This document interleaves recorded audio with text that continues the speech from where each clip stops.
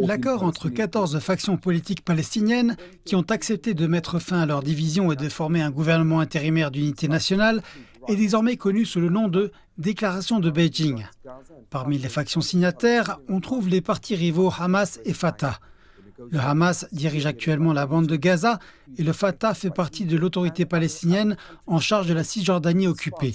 Les négociations ont été menées sous l'égide de Beijing après l'échec des efforts précédents de l'Égypte et d'autres pays arabes.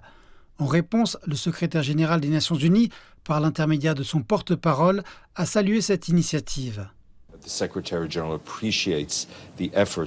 Le secrétaire général apprécie les efforts déployés par la République populaire de Chine, ainsi que les efforts des autres pays impliqués dans la facilitation du processus.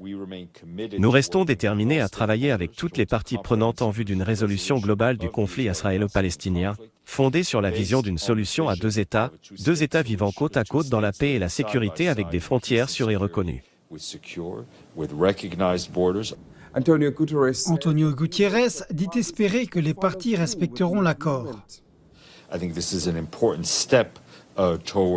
Je pense qu'il s'agit d'un pas en avant important en faveur de l'unité palestinienne que le secrétaire général a encouragé, qui incite toutes les factions à surmonter leurs différends par le dialogue et les exhorte à suivre les engagements qui ont été pris à Beijing et la déclaration qu'ils ont signée. Aucun calendrier n'a encore été fixé pour la formation du nouveau gouvernement.